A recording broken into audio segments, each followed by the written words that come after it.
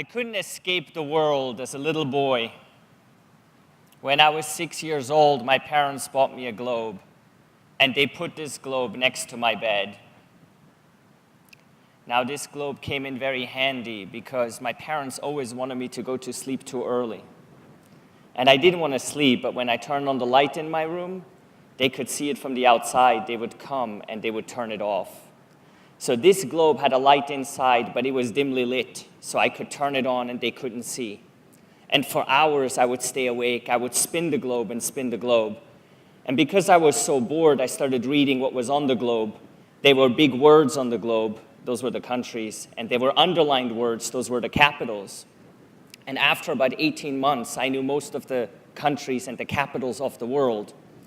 So while that was good, I didn't actually know where my own country was. See, Switzerland, where I was born, is a very small country. And on the map, there was some strange abbreviation for it. And there was nothing written like Schweiz, which is Switzerland in my native tongue. So I saw a country on the map that looked really big and looked really powerful. And it had an abbreviation, SSSR. So I decided for myself, this must be my country. And I thought for the longest time that my Switzerland was the Soviet Union. How disappointed I was when I found out it was not that great. When I became an adult, I started traveling to all these places. Now, I haven't visited all of them. I'm at about 117 countries and territories. And one of my key interests always is in the economies of the countries. How do the economies work? How do they affect the people? And how do they interact with each other? One of my most interesting economic debates I had in North Korea with my North Korean guide. When I asked my North Korean guide about the North Korean economy, he assured me it was the best economy in the world. When I asked him why, he said, you see, where you come from in the West, in Western Europe, in the United States, you have unemployed people. You have people that live on the streets, while in North Korea, everybody has a job. We have full employment. That's why North Korea is the best economy in the world. I was able to snatch this picture. In North Korea, you're not allowed to take picture of people. But I was able to take this picture of a traffic lady. And she clearly illustrates what full employment means. They don't have traffic lights in North Korea. They have people doing it. Can you imagine our European economy or our Western economy if we replaced all the machines and all the tools we use with people? How amazing would that be? We would have no unemployment. Or would it be? Well, maybe not, because North Korea is not a good economy, and certainly not a striving one. In contrast to North Korea is the United States.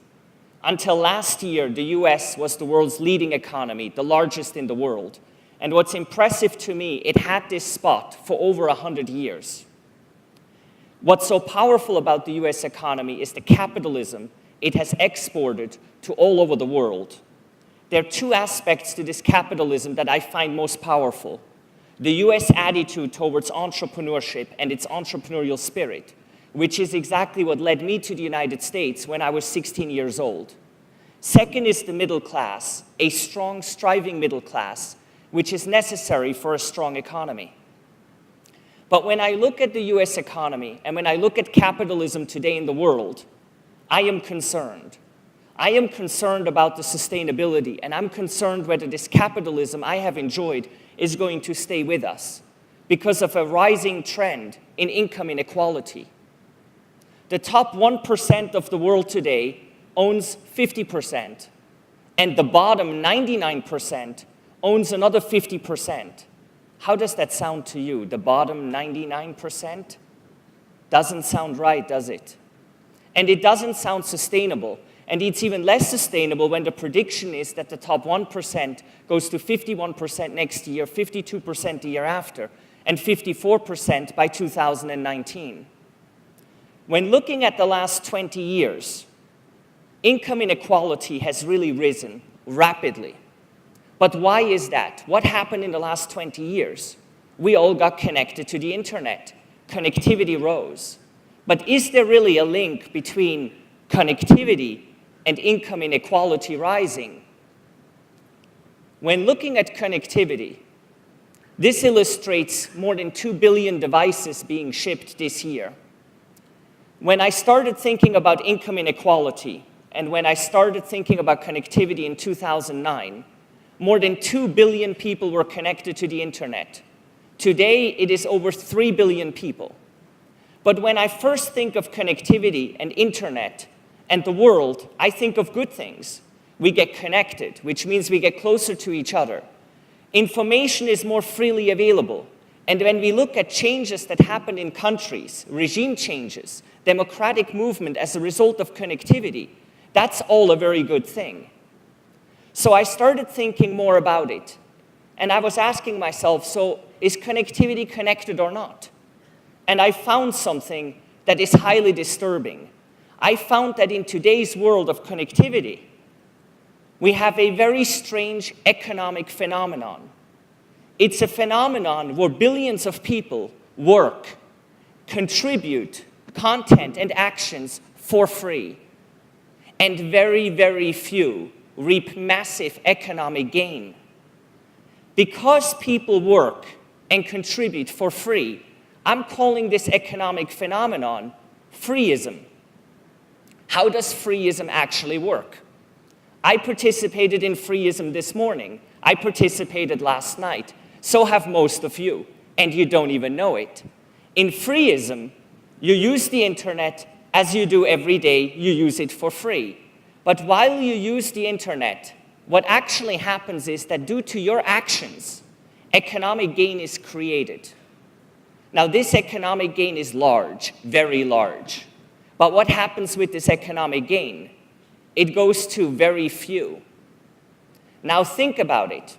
The way I define freeism, billions of people work, contribute, content and actions for free, and very, very few reap all economic gain. In a system where billions of people work for free and only very few reap all the gain, income inequality is virtually built in.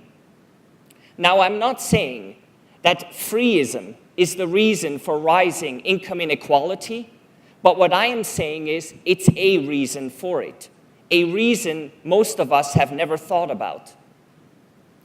In 2009, I had a vision. I had a vision of a more fair world, because when I think of freeism, what comes to my mind, it's not fair. It just isn't. It doesn't make any sense. So I thought, why not create an economy that is fair? Why not create an economy that's based on sharing? Why not create an economy where if we contribute, we actually earn a piece that that contribution creates? If value is created, we receive something from it as a return. So when I asked my friends, what do you think about an economy that's based on sharing? And then imagine when we share with the people have a choice to either cash out for themselves or to share part of what they earn with the community. So sharing becomes true sharing, and they can do greater good in the world. So when I told my friends about this concept, they had 3 reactions to me. The first reaction, wow, this sounds like a great idea. The second reaction, this is too good to be true. And the third reaction, it's impossible to build this in the real world.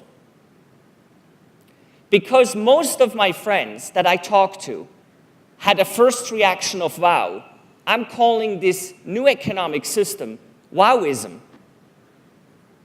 So how does wowism work? In wowism, we all do the things we do regularly.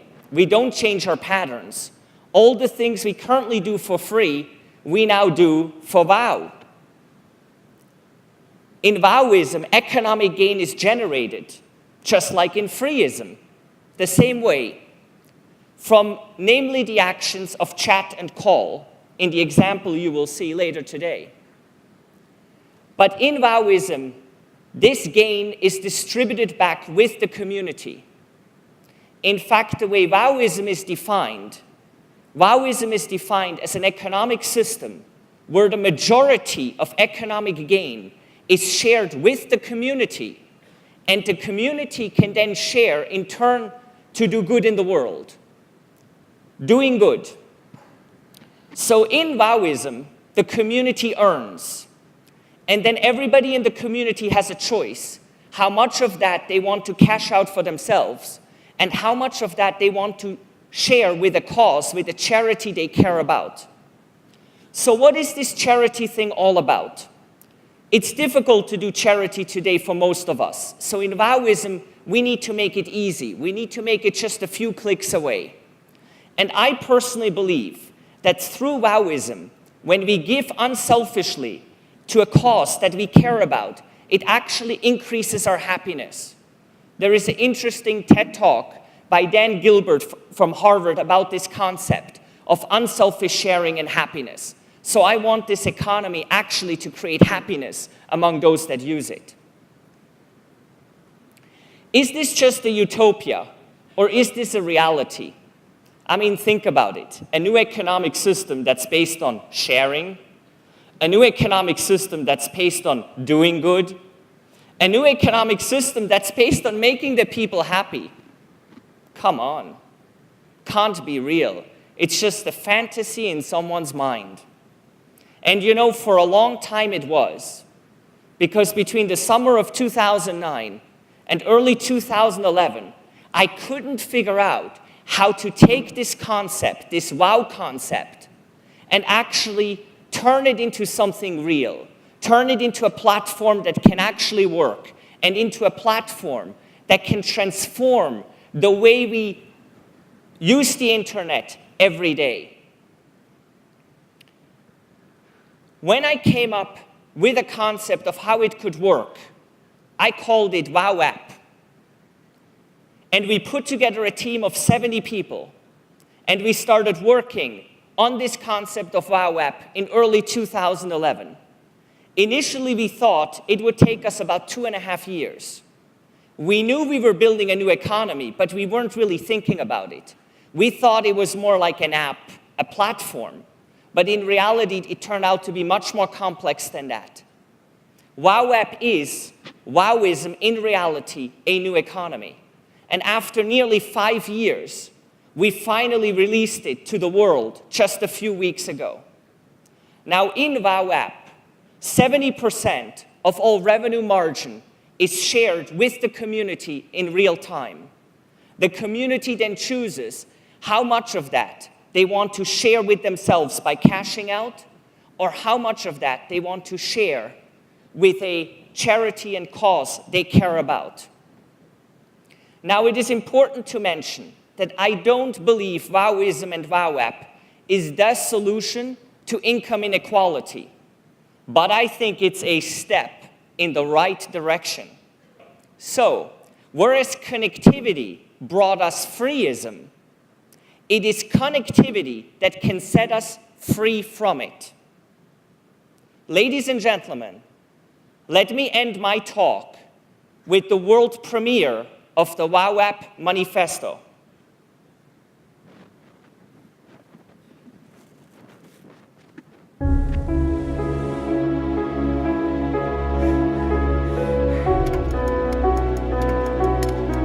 Isn't there something we missed in this grand scheme where the internet is everywhere? When did something that was supposed to connect the world start to isolate us from one another? Every day we hear bad news, and there's little you can do about it.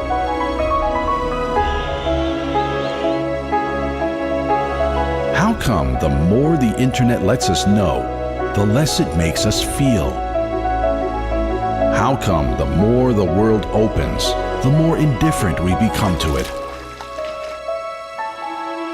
But what if I told you there's a new way anyone can do good? And it's right at your fingertips.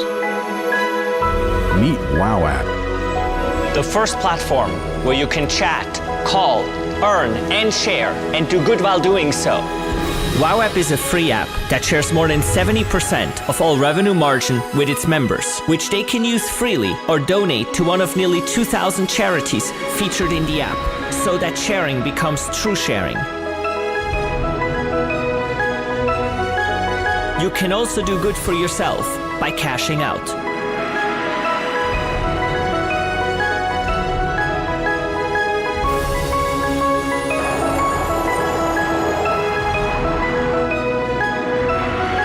The more we come together, the more we can make the world a better place.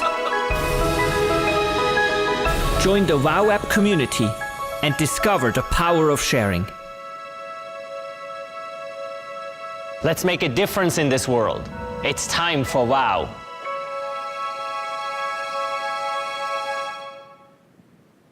Thank you very much.